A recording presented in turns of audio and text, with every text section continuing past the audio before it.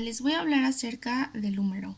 Aquí podemos ver una imagen que nos muestra la cara anterior del húmero y aquí podemos ver a la cara posterior. En la cara anterior y en la posterior vamos a tener a la cabeza, vamos a tener el cuello anatómico. En la parte anterior vamos a tener a los tubérculos, al tubérculo mayor y al tubérculo menor, en donde se van a insertar los músculos del manguito rotador.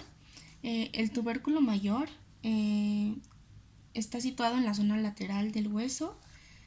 Va a tener tres carillas, una carilla superior en donde se va a dar la inserción del músculo supraespinoso, una carilla media en donde se va a insertar el músculo infraespinoso y una carilla inferior donde se va a insertar el músculo redondo menor. Y en el tubérculo menor va a estar en una zona anterior y ahí se va a insertar el músculo subescapular. Luego aquí vamos a tener al surco intertubercular, que va a ser una hendidura que se va a ubicar evidentemente entre los dos tubérculos antes ya mencionados. Vamos a tener el tendón de la cabeza larga del músculo bíceps braquial y una rama ascendente de la arteria circunflejo-humeral que va a pasar por aquí. Ahora aquí tenemos al cuello del húmero.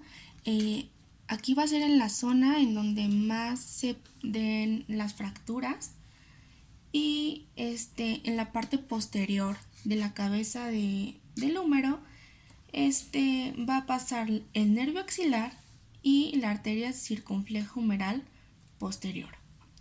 Ahora, hablando sobre el cuerpo del húmero, vamos a ver que de la parte proximal a la media vamos a tener que el hueso va a ser con una manera circular, como si fuera un tubo en manera redonda, y de la parte media a la parte distal va a tener forma de triángulo.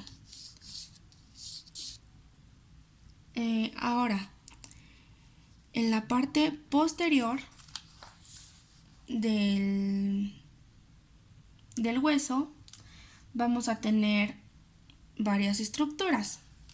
Una de ellas va a ser la tróclea. Bueno, esa va a estar aquí, la tróclea. Va a tener una superficie en forma de polea y va a cubrir a la superficie anterior, posterior e inferior del cóndilo medial, del cual hablaremos en un momento. Y se va a articular con la ulna en la escotadura troclear. Vamos a tener dos tipos de epicóndilo, o bueno, dos epicóndilos. Vamos a tener el epicóndilo medial, que va a ser va a ser una proyección de manera roma supermedial al cóndilo medial. Va a estar formada por un engrosamiento del borde medial del húmero y el nervio cubital antes llamado, ahora se tiene que llamar ulnar, va a cruzar su superficie posterior lisa y va a ser palpable justo en esa zona, en la zona del epicóndilo medial. Y el epicóndilo lateral, que sería este de acá,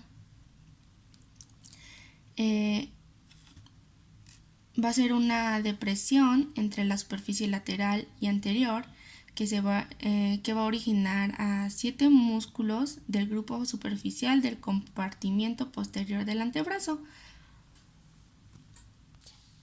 Los 7 músculos del grupo superficial que vamos a encontrar son el braquiorradial, extensor radial largo del carpo, extensor radial corto del carpo, extensor de los dedos, extensor del dedo meñique, extensor ulnar del carpo y el acóneo.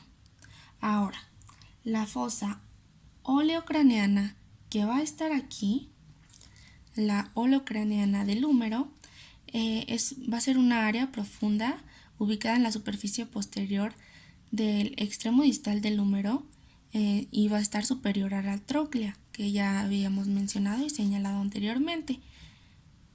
¿Y de qué nos va a servir? Bueno, en la extensión del codo, esta punta del oleocraneón de la ulna pues se va a alojar en esta zona. Entonces nos sirve para que el holocraneón se aloje en esta zona y pues permita que embone.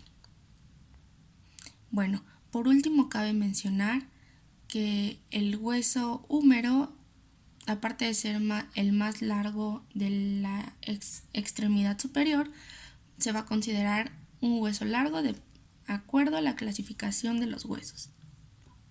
Y al ser un hueso largo, vamos a poderlo dividir en dos partes. Epífisis, que va a estar dada de aquí a acá y de acá a acá, y diáfisis, que va a ser esta parte de aquí. Es muy importante recordar que al ser un hueso largo podemos dividir de esta manera el hueso.